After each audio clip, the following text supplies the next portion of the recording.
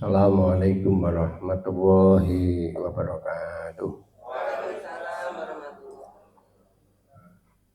Alhamdulillahirabbil alamin alladzi arsala rasulahu bil huda wa dinil haq liyudhhirahu 'ala dini kullihi wa kafa billahi syahida. Asyhadu an la ilaha illallah wahdahu la syarikalah wa asyhadu anna Muhammadan abduhu wa rasuluhu la nabiyya ba'da. Allahumma sholli wa sallim ala nabiyina Muhammadin wa ala alihi wa ashabihi wa mawalah wa la haula wa la quwata.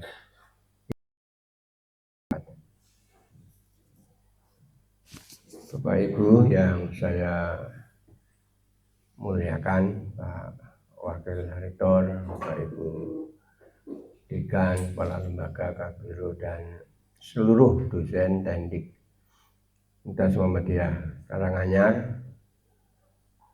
Pertama kita bersyukur pagi hari ini alhamdulillah dapat hadir di acara yang insya Allah membawa kemuliaan kita bersama ini dan bisa tepat waktu. Terima kasih dan tentu bersyukur pada Allah Subhanahu wa ta'ala.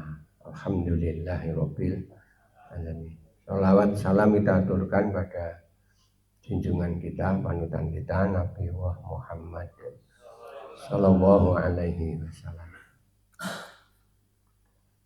Ngaji kita pada pagi hari ini, mari kita coba mulai untuk dulu kita dapat amanah dari salah satu anggota BPH kita, Prof. Sutrisno, untuk mencoba mempelajari isi Al-Quran, tidak hanya dibaca berkali-kali, tapi bagaimana untuk dipahami isinya. Maka untuk itu hari ini kita dulu Al-Fatihah sudah ayatnya.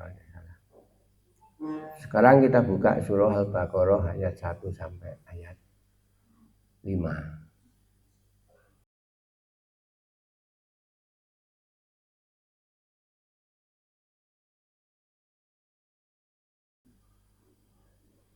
Dibaca bersama-sama ta'awud. A'udzu billahi minasy syaithanir rajim. Bismillahirrahmanirrahim. Alif lam mim. Dzalikal kitabu la raiba fihi hudal lil muttaqin alladzina yu'minuna bil ghaibi wa yuqimunas sholata wa mimma razaqnahum yunfiqun walladzina yu'minuna bima unzila ilaika wa ma unzila min qablik wa bil akhirati hum yuqinun ulaika ala hudam mir rabbihim wa ulaika humul muflihun. Ayat ini bicara tentang Al-Quran. Jadi Allah memulai ayat ini dengan kalimat alif lam mim. Jadi alif lam mim itu merupakan kata pilihan dari huruf tahaji, huruf hijaiyah. Kata pilihan juga disebut huruf muqatta'ah. Huruf muqatta'ah itu huruf yang terpisah, maka bacanya tadi terpisah. juga disebut fawatihus suwar. Huruf sebagai pembuka surat. Pembuka surat yang ini merupakan ciri khas surat-surat Makkiyah. Imam Al-Marwazi menyampaikan bahwa huruf seperti ini mempunyai makna tanbih. Tanbih itu peringatan. Untuk apa? Untuk membangkitkan perhatian orang-orang supaya memperhatikan apa yang akan dibaca, akan disampaikan sesudahnya. Ya. Lah, Bapak Ibu, ketika para ulama itu akhirnya bagaimana memaknai kata alif lam mim, memang macam-macam. Gitu. Ada yang mengatakan itu singkatan dari Allah, Jibril dan Muhammad. Tapi itu tidak berdasar yang cukup kuat. Maka dalam beberapa tafsir termasuk tafsir Jalalain disampaikan bahwa ayat ini namanya masuk kelompok ayat mutasabihat. Jadi di Quran itu ada ayat namanya muhkamat dan ayat mutasabihat. Muhkamat itu apa? Muhkamat itu yang isinya sudah jelas, wis cetha melo-melo. Lalu dalam bahasa hukum namanya qot'i. Qot'iu dilalah. Petunjuknya wis cetha, enggak usah dipahami lebih dalam, sudah jelas. Nah, ada ayat namanya mutasabihat.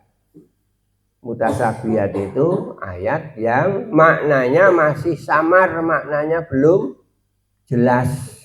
Nah, maka para ulama sepakat ini merupakan huruf pilihan, huruf muqatta'ah, fawatikus suwar, pembuka surat, ciri Makkiyah yang maknanya diserahkan pada Allah Subhanahu wa ta'ala. Lalu ayat yang kedua, dzalikal kitabu la raiba fihi hudal lil muttaqin. Kitab Al-Quran tidak ada keraguan padanya, petunjuk bagi mereka yang bertakwa. Jadi dzalikal kitab. Kok ngalih nyamburi ngopo Mas? Kepala lembaga ngarep ini.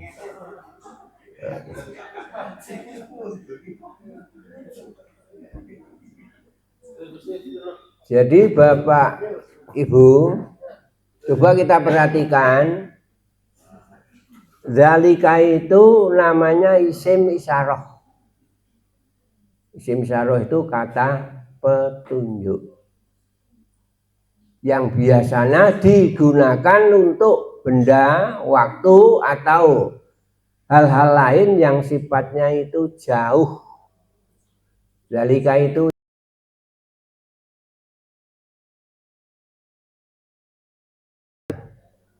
jadi, nah di ayat ini Allah pakai kata zalika, tapi dimaknai ini bukan itu. Kalau ini kan dekat, itu jauh. Al-Quran pakai kata zalika, bukan pakai kata hadza atau hadihi, tapi diterjemahkan bukan itu, tapi diterjemahkan kitab ini, dalikal kitab, ini kitab atau kitab ini, mengandung makna bahwa pergeseran arti dari zalika, dari kata itulah menjadi inilah, itu menjadi ini, itu mengandung makna pertama adalah pengagungan, pemuliaan terhadap Al-Quran. Sebab apa? Al-Quran itu diterima dari Allah Subhanahu wa ta'ala yang maha agung. Ya. Juga menunjukkan isyarat bahwa Al-Quran itu kedudukannya sangat tinggi, sangat jauh dari jangkauan manusia, sangat jauh dari pikiran manusia. Jadi sesuatu yang sangat agung, sangat tinggi, derajatnya sangat tinggi. Bahwa dhewe iki suatu saat ketemu menteri ngono wis rumangsa beda wong lho. Kene wong biasa kono tidak sembarangan orang. Nah, itu baru manusia, apalagi Allah ya, ada di jangkauan yang jauh dari jangkauan manusia, dari pemikiran manusia. Sehingga ketika Al-Quran itu disifati dengan kata zalika, ini maknanya bahwa Al-Quran itu berasal dari zat yang maha agung. Al-Quran itu ada kesempurnaan ya, yang tidak bisa ditandingi oleh pemikiran manusia. Jadi zalika Alkitab. Alkitab itu bentuk kata benda yang dalam bahasa Arab disebut masdar. Dengan arti al-maktub, yang ditulis, yang ditulis. Jadi Alkitab itu Alkitab yang dikenal oleh Kanjeng Nabi Muhammad, yang dijanjikan Allah untuk apa? Memperkuat risalahnya, petunjuk menuju kebahagiaan dunia dan akhirat. Inilah Alkitab. Yang dimaksud di sini Al-Qur'anil Karim yang diterima oleh Kanjeng Nabi. Nah, ada yang menarik Bapak Ibu. Mengapa disebut Alkitab? Padahal Alkitab itu kan mestinya bentuknya buku. Sementara Al-Quran saat itu belum berbentuk buku, belum turun semua. Al-Quran turun berangsur-angsur. Tapi kok sudah disebut Alkitab? Ya, sekali lagi padahal wahyu Allah belum diturunkan secara keseluruhan. Menurut Syekh Rasyid Ridho, hal ini mengisyaratkan bahwa Allah itu sudah menjanjikan kepada Kanjeng Nabi akan menurunkan Al-Quran secara sempurna. Memang belum, tapi Al-Quran itu sudah ada secara sempurna. Di sisi lain, sebelum turunnya permulaan Al-Baqarah juga telah diturunkan sejumlah ayat-ayat Al-Quran yang Nabi menyuruh saat itu para sahabat untuk menghafal dan menulis. Nah, maka akhirnya Al-Quran kan ditulis di pelepah-pelepah kurma, di batu-batu dan sebagainya, ya, di kulit-kulit yang sudah disamak saat itu. Dan yang hebat, Al-Quran itu dihafal. Saya kadang-kadang bayangke betapa hebatnya para sahabat itu ya. Begitu Nabi nurunkan ayat, terus hafal loh. Awake dhewe iki lho. Begitu Allah turunkan ayat, dibacakan kepada para sahabat, lalu sahabat itu hafal. Gitu ya, hafal. Nah, kita ini sing sudah nulis buku referensi 98 itu siapa yang hafal awal sampai akhir wis tak opahi 5 juta. Mau tak undake. 20 juta, hafal ya. Hafal kalimatnya awal sampai akhir wis tak. Hadiah 20 juta ora apa-apa tenanan. Nek nantang sing ora iso ki sing kira-kira akeh wae. Ya. Jadi itu disebut Alkitab, disebut kitab, memang belum sempurna, tapi Allah sudah janjikan akan diturunkan secara sempurna. Dan kata al sebelum Alkitab itu bermakna kesempurnaan. Maka sifat-sifat Allah itu kan Ar-Rahman, Ar-Rahim, yang maha pengasih. Awake dhewe enggak boleh manusia itu terus gawe jeneng Muhammad Ar-Rahman. Muhammad Amir boleh ya. Tapi kalau tambahin Muhammad Al-Amir itu maknanya beda lagi. Jadi al itu mengandung kesempurnaan. Jadi Al-Quran itu adalah kitab yang sempurna. Tidak ada satupun kitab yang wajar dinamai Alkitab kecuali kitab yang diturunkan kepada Kanjeng Nabi Muhammad Shallallahu Alaihi Wasallam. Maka Alkitab di sini adalah Al-Quran, dinamai Alkitab pakai kata al sebelum kata kitab itu mengandung kesempurnaan. Jadi Al-Quran itu sudah ini kitab yang sempurna yang datangnya dari Allah.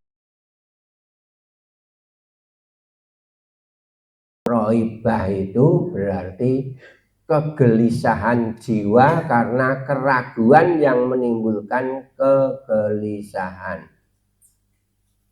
Jadi ada roib, ada sak. Sak itu kan ragu. Ragu itu satu tingkat di bawah. Roib itu di satu tingkat di bawah sak. Sak itu apa? Ragu itu. Ragu itu kan orang ragu berarti ada di antara dua sisi. Iya apa tidak? Benar apa? Tidak. Saya lanjutkan apa? Tidak. Ini namanya orang ragu.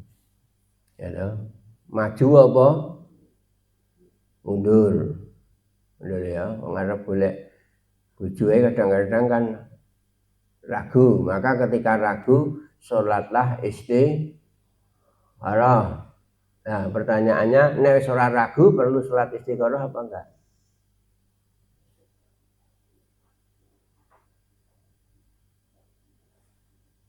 Yang calon-calon gue, kalau sudah punya dan tidak ragu perlu sholat istikharah apa enggak?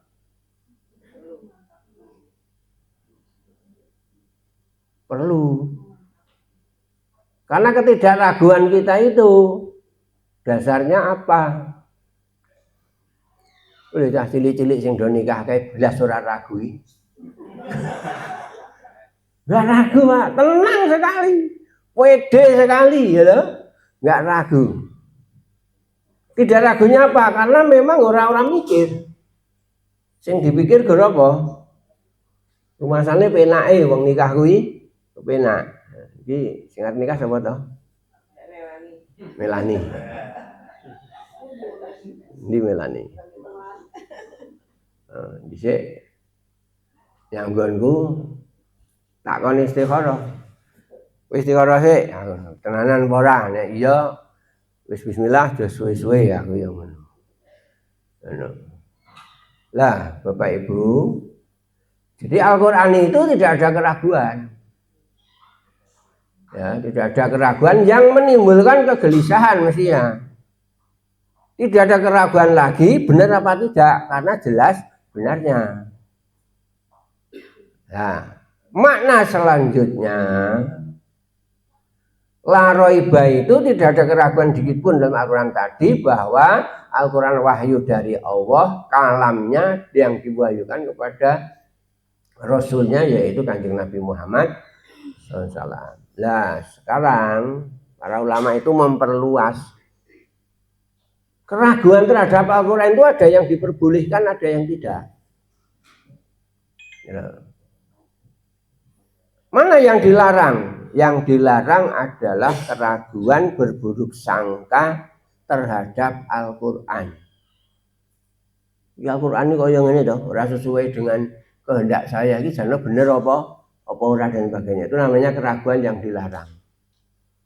Nah, keraguan yang diperbolehkan adalah sak keraguan yang mendorong seseorang untuk berpikir positif. Akhirnya apa? Orang itu mempelajari. Kan sekarang banyak orang itu keraguan terhadap kitab sucinya, keraguan terhadap konsep Tuhannya, terus sekarang mencari di Al-Quran, mencari di Injil, mencari di mana-mana, akhirnya ketemu. Sing konsepnya benar mana? Keraguan yang menimbulkan kebenaran. Karena kalau dalam konsep ilmu mantik, ilmu logika, itu bahwa manusia itu bedanya dengan makhluk yang lain adalah apa, Bu? Berpikir. Kan punya akal. Akal itu beda dengan otak. Kalau otak itu semua makhluk kan enak. Gak enak. Punya. Bahkan otak itu otak kambing kayak enak loh ya. Enak. Tapi yang bedakan bukan otaknya. Toh kalau otak kita itu kalah besarnya dengan otak sapi umpamanya. Tapi yang bedakan kan akal. Akal itu apa? Apa bedanya otak dan akal? Organ.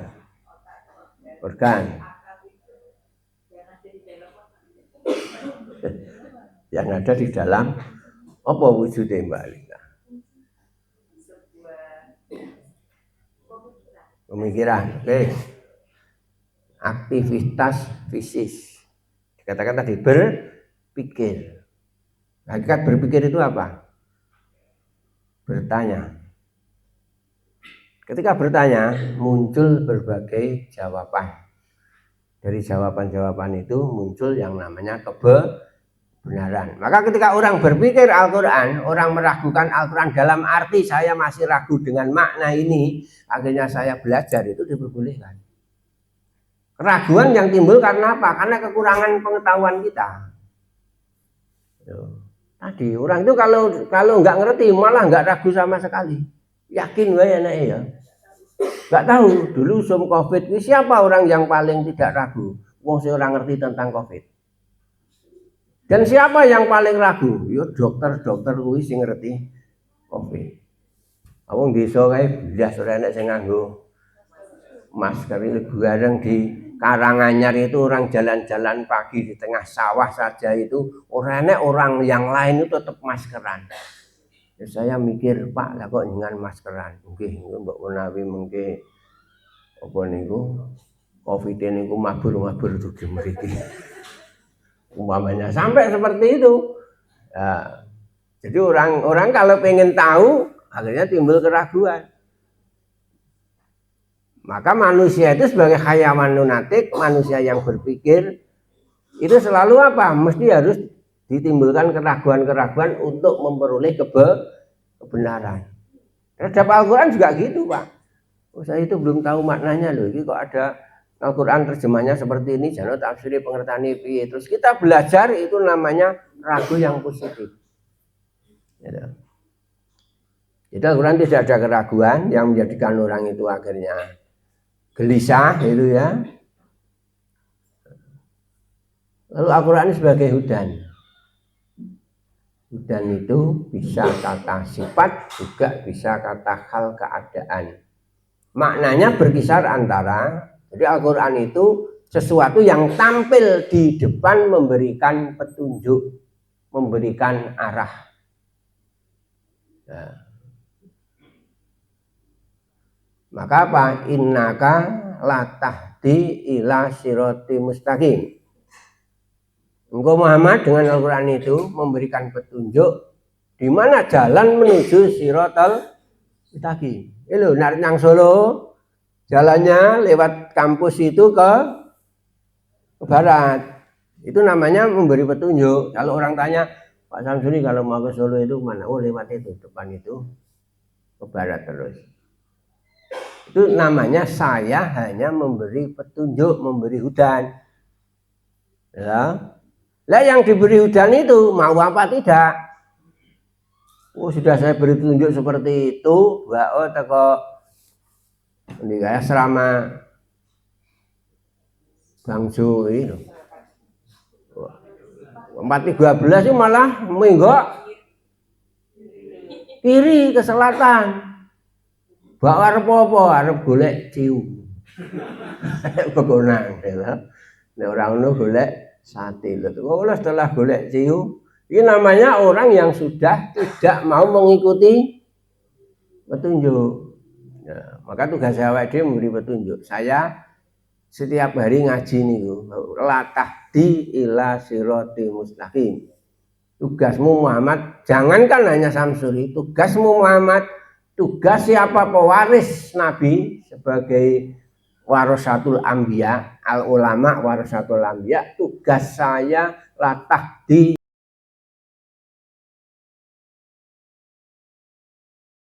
yang menuju jalan yang lurus. Mau mengikuti apa tidak bukan urusan saya, bukan kewenangan saya. Nek saya itu bisa membolak-balikkan hati Bapak Ibu, tak walik kabeh dadi hati sing putih. Nek aku ora ngerti hatimu ketika mengikuti seperti ini, seperti apa suasana batin dan sebagainya, kan saya tidak tahu, karena memang tugas saya hanya menyampaikan. Nah, itu loh. Lahudan juga berarti menyampaikannya dengan apa? Lemah lembut. Maka lahir kata hadiah. Hadiah itu sesuatu yang diberikan dengan cara lemah lembut, menunjukkan simpati. Ini kadang-kadang hadiah juga digunakan untuk tidak menunjukkan bukan simpati. Tak hadiah apa? Bogem. Itu sebenarnya bukan makna hadiah yang sebenarnya. Jadi hadiudan itu petunjuk, ya, memberi petunjuk, tampil di depan, nuntun kepada kita, yang tuntunannya itu disampaikan secara lemah lembut, yang iso dinalar, iso dipikir, ya. Juga menuju kebenaran, menjelaskan kebenaran, petunjuk menuju kebenaran, membimbing menuju kebenaran. Soal walakin Allah yahdi mayasa. Bapak-bapak, nanti kalau Bapak Ibu sudah suatu saat pensiun dari umuka, dhisik wis regep ngaji, begitu pensiun leren lee ngaji. Yang saya maksud ngaji ya tidak harus Jumat pagi di sini. Neng, apakah teman-teman kita yang sudah pensiun itu sekarang dia punya kajian-kajian yang diikuti? Apa ya sih gelem tadarus, apa sih gelem infak dan sebagainya? Kan ini pertanyaan besar. Itu loh ya. Petunjuk bagi siapa? Lil muttaqin. Jadi al-muttaqin jamak dari kata al-muttaqi, orang yang bertakwa, berasal dari kata etika. Etika itu batas antara dua benda. Batas antara dua benda. Maka orang takwa itu sebenarnya orang yang tahu mengetahui batas, mana perintah, mana larangan, mana yang menimbulkan pahala, mana yang menimbulkan dosa. Maka para ulama kan menerjemahkan takwa itu apa? Menjalankan semua perintah Allah, menjauhi larangannya itu. Jadi orang itu punya batas sehingga perintah Allah dilakukan, larangan dijauhi. Sebab apa? Orang itu ada orang berbuat salah tapi tidak tahu kalau salah. Orang takwa itu orang yang selalu belajar biar tahu mana perintah, mana larangan. Itu takwa. Takwa juga berarti menjaga diri dari apa tadi? Siksa-siksa Allah. Siksa di dunia maupun siksa di akhirat. Siksa di dunia caranya jaga piye, Pak? Menurut Al-Marawi, cara menjaga siksa di dunia yaitu menguasai ilmu tentang sunnah Allah, hukum Allah, aturan-aturan yang telah ditetapkan oleh Allah di dunia ini. Jadi Bapak Ibu punya ilmu-ilmu keduniaan ini namanya menjaga diri dari siksa duniawi. Sebab kalau nggak punya ilmu itu, akhirnya kita di dunia ini sering tersiksa. Fisik kita tersiksa karena apa? Orang duwe ilmu bagaimana cara menjaga diri dari makan minum yang benar. Ngono ya, ya Bu ya. Ini Arista cerita kan ngono kuwi. Dan kawan-kawan kuwi ya. Terus kan karena kita ini tidak hari jasad fisik, supaya di dunia ini tidak ada siksa, orang juga harus tahu ilmu-ilmu kerohanian. Coba Bapak Ibu, umpamanya gini. Sering kita itu punya cita-cita al-baiti jannati, surgaku rumahku adalah ini yang terjadi.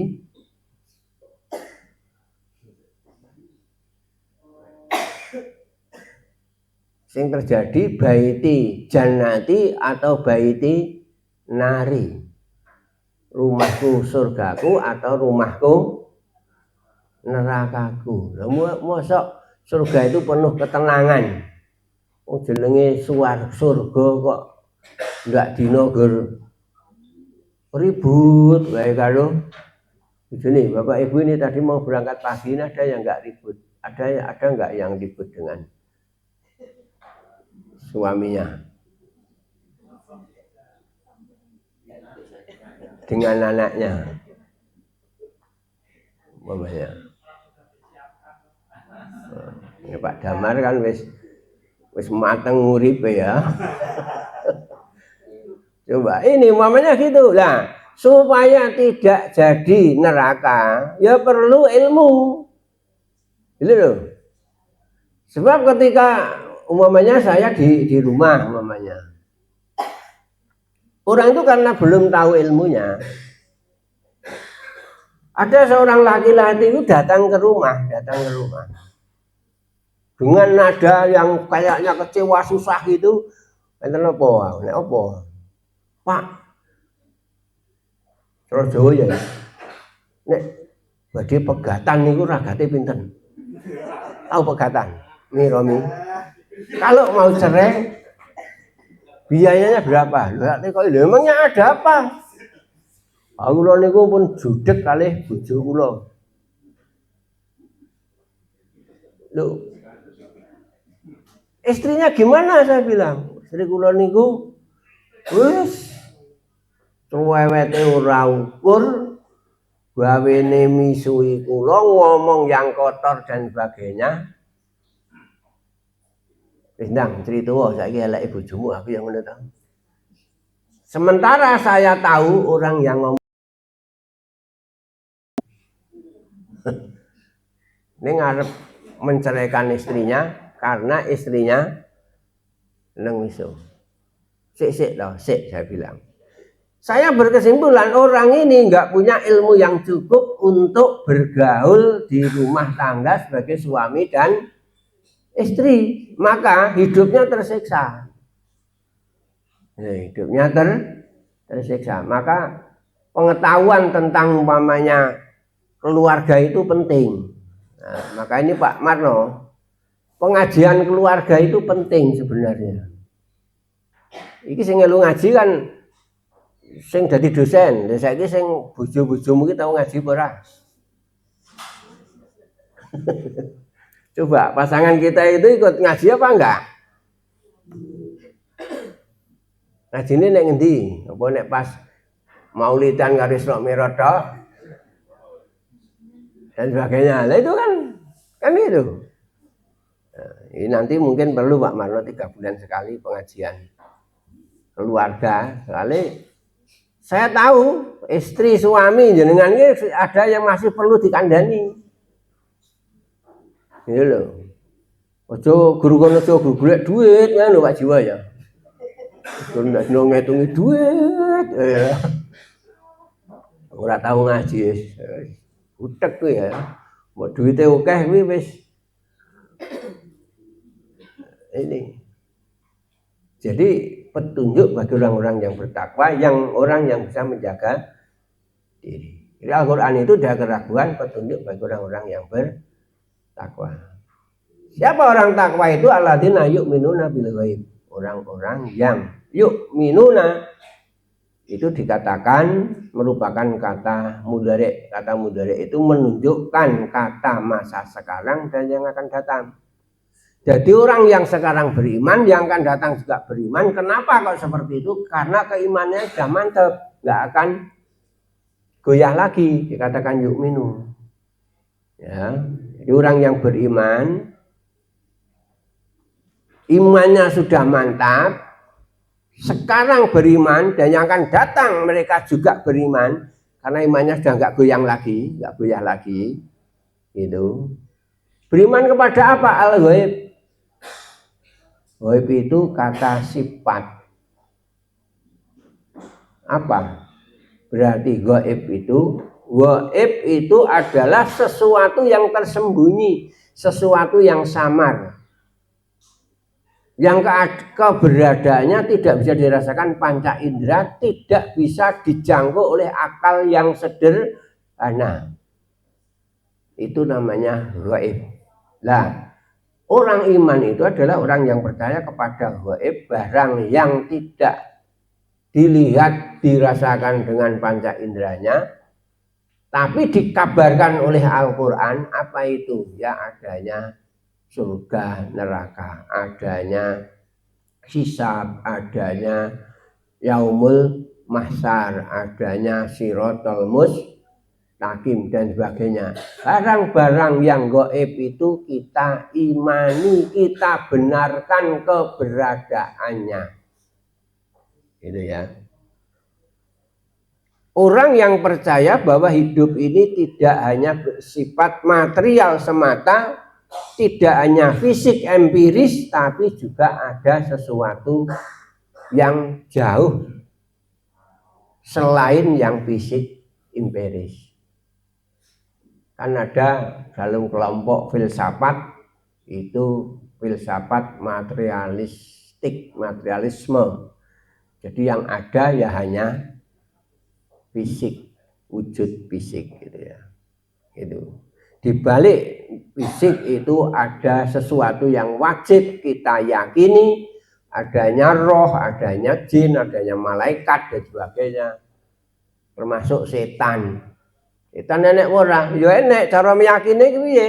Berdasarkan Al-Qur'an setan ada, tapi setan tidak untuk dijadikan teman karena memang setan itu aduwwum. Setan itu musuh yang nyata bagimu. Setan ada di mana-mana. Lalu ayuqimuna sholah, mendirikan sholat. Jadi sholat yang dilakukan dengan sempurna tanpa kekurangan seperti mendirikan kayu yang lurus tidak condong sedipun, itu namanya ayuqimuna sholah. Ya. Maksudnya apa? Sholate tenanan hudurul jismi wa hudurul qalbi. Nek sholat menghadirkan jasad, menghadirkan hati. Itu menegakkan sholat. Menegakkan pengajian, hadirnya jasmani dan hadirnya hati. Bapak Ibu pagi ini yang hadir jasmaninya apa termasuk rohani ini?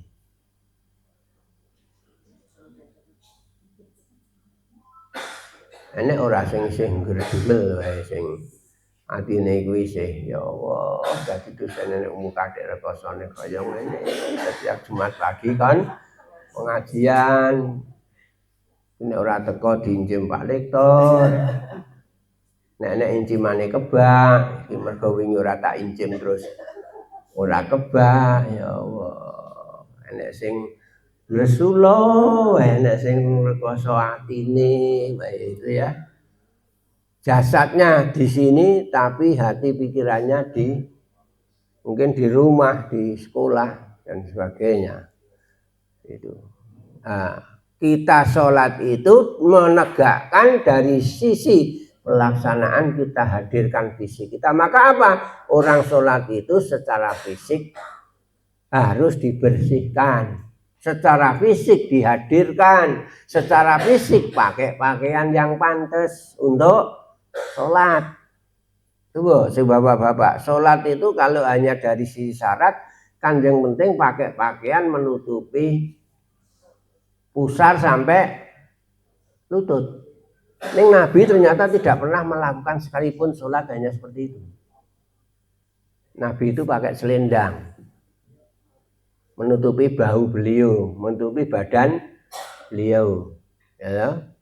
Maka kalau sholat hadirkan fisik kita, bersihkan, pakai pakaian yang pantas. Syukur dosen umum kawin yang masjid yang nganggo klambi koko, klambi panjang gitu ya. Ojo dosen umum kan terus yang sholat nganggo kausan, ya. Gen ketok gaya itu kan orang kudu jin-jinan.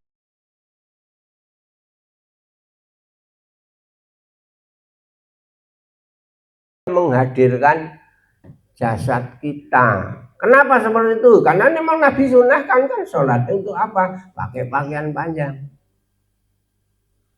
berkopiah, kepalanya ditutup. Maka Nabi itu ketika sholat kepalanya selalu ditutup. Maka sholat itu utamakan pakai peci. Ya. Bapak-bapak gue nek kantore gue sini nek peci yang ditinggal, nek dhuwur kae do nganggo peci. Dan nom-nom iki nganggo peci do ora gelem. Iku rasa Pak sah, tapi sunahnya seperti itu. Nah, maka kalau ingin menyempurnakan sholat, unsur lahiriahnya kita penuhi dulu. Nah, lalu hudurul qalbi menghadirkan hati. Carane piye? Hanya dituntut tumakninah. Tumakninah apa? Tenang. Ya, tapi ketika takbir Allahu Akbar, tak baru kita baca Allahumma ba'id baini. Ketika kita ruku, Allahu Akbar. Sempurna ruku'e baru membaca subhanaka Allahumma rabbana wa bihamdika Allahumma ighfirli atau subhana rabbiyal azim umpamanya. Dulu saya sampaikan yang dituntut dari kita itu tidak khusyuk, Pak. Yang maksud saya yang sebagai syarat sahnya tidak khusyuk tapi tumakninah. Sebab kalau yang dijadikan syarat sahnya itu rukunya itu khusyuk, aku yakin ora nek sing salat sah. Sebab salat khusyuk itu bukan persoalan mudah. Mula ngaji ngene iki ora sah khusyuk ora apa-apa ning tumakninah. Tumakninah ki apa nek kene ya teko tepat waktu, terus apa kuwi ngaji yo ngaji, ya. Pas ceramah yo ngrungokke arep tekok ya tekok, namanya tumakninah. Soal hatimu kusuk apa ora ki ora penting kok, sing penting kae lho absene kae lho ya. Iya ora? Lah kok Pak Samsuri ngurusi hatimu kusuk apa ora? Saya kan hanya ngajak supaya kusuk. Tapi mau apa enggak ya terserah. Ya. Yang penting datangkan itu. Maka dalam agama itu apa? Kalau kamu tidak bisa taat dengan cinta, menjalankan perintah Allah dengan cinta, jalankan dengan ketaatan. Ketaatan itu masih ini. Nek aku ora salat iki berarti dosa yang neraka. Itu namanya ketaatan. Baru menjalankan sholat dengan cara taat. Nek wis cinta, enggak pikir. Enggak pernah berpikir aku sholat ini untuk ganjaran apa ora, yang penting saya cari ridho Allah, saya cinta Allah karena ini sebagai bentuk cinta saya pada Allah. Nah kita pilih, ya sama Pak. Oh saya pengajian ini taat apa cinta ya? Oh saya cinta pada muka, maka saya datang dengan ketulusan. Oh saya belum cinta, saya taat dulu. Saya apa dincim wae lho, nek orang elu pengajian 6 sasi pisan dievaluasi. Enggak apa-apa. Kalau belum melakukan dengan cinta, lakukan dengan taat. Sama seperti Bapak Ibu ini ngajar, masuk kelas. Coba tanya, dengan masuk kelas itu dengan dalih kewajiban apa dengan dalih kesadaran, kecintaan kita terhadap ilmu, cintaan kita terhadap mahasiswa kita. Jenengan sing iso ngrasake. Padha karo aku ngisi pengajian barang yang tinggi kan ngono. Aku ngisi pengajian itu dasar saya cinta, dasar saya ini kesadaran, apa dasarku golek duit. Ayo. Karena nek mubaleke sing dasari golek duit. Mula nek ora dibayar nesu-nesu, nek ora dibayar sesuai kelasnya ya nggak mau datang lagi dan sebagainya gitu. Karena ada yang jamaah itu mubalek itu ketika ditanya jamaahnya berapa? Jamaahnya sekitar 500, nggak mau. 500. Karena apa yang diberi 500 itu mesti infake. Paling pol 2 juta. Nek infake 2 juta mesti sangune 500. Wong rumuse ngono kuwi kok pengajian iki ta. Rumuse piye? Sangune kuwi 1/4 dari infak. Umpamanya gitu. Lah kita tinggal kita mau seperti apa? Sama semuanya seperti itu, Pak. Jadi kalau kita itu semuanya kan dalam proses belajar ya, belajar. Jadi aku udah direktor iki jan-jano kewajiban apa kesadaran to. Sosok yang sirah ya teko-teko ya Allah. Uripku wis tuwa kok ya ijin dikai rektor nih. Kadang-kadang itu gitu, timbul rasa itu, tapi sesuai ikhlas perjuangan ini pikiran setan ini, nggak boleh seperti itu. Tapi orang itu kan kadang-kadang pasang surut perasaan juga seperti itu, kadang-kadang susah, kadang-kadang dan sebagainya. Mbak Yuni yang nggak dino mentelengi komputer kan kalau yang menurut dituntut ini gitu tuh. Tinggal kita bagaimana, ketika kita laksanakan dengan cinta, dengan ini nilai perjuangan enak. Ini kalau tidak ya ora tak barap ya seneni, barap kok ya nganting lembur-lembur, keseli kaya ngene, mamanya seperti itu ya. Apa nek arep akreditasi ya Mas Jiwa ya. Wis stres do, piye dan sebagainya. Ngono. Wa mimma razaqnahum yunfiqun. Dan dari sebagian, min itu sebagian, tidak semua. Sebagian dari apa yang Allah rezekikan itu dinafkahkan, diinfakkan. Kita sudah benar, sebagian dari penghasilan kita diinfakkan, zakat, infak, sedekah. Pun leres nggih. Ora usah ngenteni sugih, ora usah ngenteni gajine setahun kena dienggo tuku 85 gram emas. Ora kelakon. Maka Bapak Ibu bersyukurlah enek umuka gajinya seberapapun dipotong 2,5% itu bagian dari sebagian yang Allah rezekikan, infakkanlah. Ya ini termasuk kemarin saya ingatkan yang dapat tunjangan Share TV. Kasih Pak Sarilan Buasni minggu ditagih. Mulai bulan depan diminta zakat 2,5% lewat lazismu umuka. Ngoten nggih Bu nggih. Sing wis sertifikasi sapa ta iki? Bututi. Bututi sudah tidak, Pak. Oh, sudah tidak ini. Oh. Oh, sudah selesai. Lulus ya Bu ya? Lulus. Yang liane itu ya 2,5%. Ikhlas ora Pak? Khud min amalihim sedekah, pungutlah. Ikhlas ra ikhlas pungutlah. Ikhlas itu urusane Pak Samsuri, ikhlas urusanmu. Urusanku putlah. Pak Amir kae gawene mungut. Ora tekok sing dipungut kuwi ikhlas apa? Ora nek sing mungut ikhlas, sing dipungut. Ikhlas ra ikhlas karepmu urusanmu, nek ra ikhlas bablas-bablasno uripmu gen tambah rekoso. Jam 7:30 ya. Cukup dulu. 7:30 karena nanti ada acara dari Majelis Dikti Lebang yang akan ke kampus kita. Bapak pimpinan nanti untuk mempersiapkan diri dan Bapak Ibu monggo tetap beraktivitas masing-masing. Ulung PMB ini digenjot lagi. Digenjot lagi PMB. Kita ya bersyukur setiap hari itu bertambah. Di beberapa perguruan tinggi masih memprihatinkan juga banyak yang turun. Kita bersyukur karena dari sisi jumlah loh ya. Dari jumlah itu dibanding tahun kemarin di hari yang sama terus mengalami pendapatan. Alhamdulillah. Ini nek dikonversi dengan banyaknya jumlah prodi yang baru itu belum signifikan. Ini disyukuri sih sambil terus menerus mencari mahasiswa.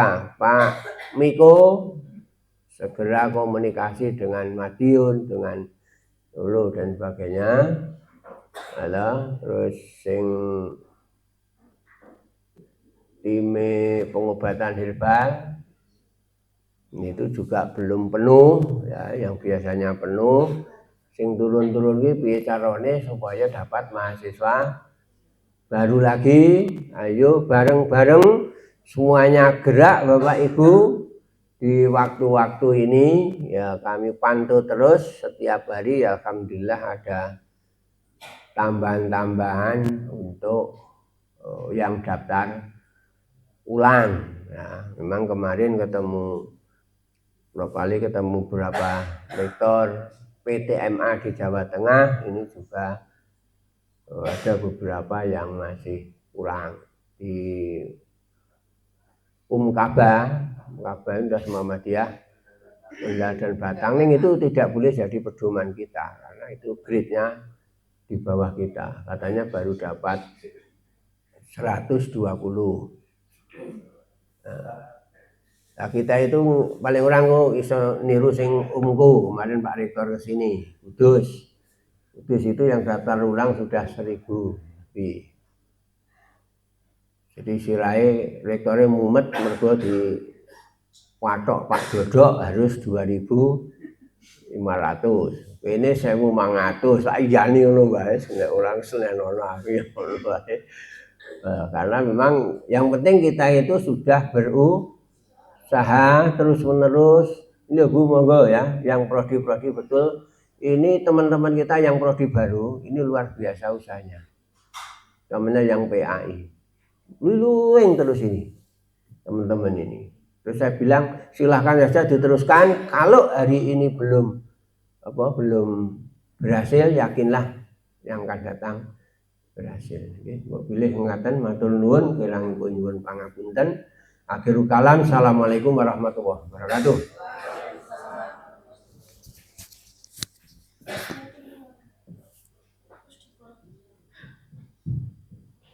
Assalamualaikum warahmatullahi wabarakatuh. Yang terhormat Bapak Rektor dan Bapak sekalian, alhamdulillah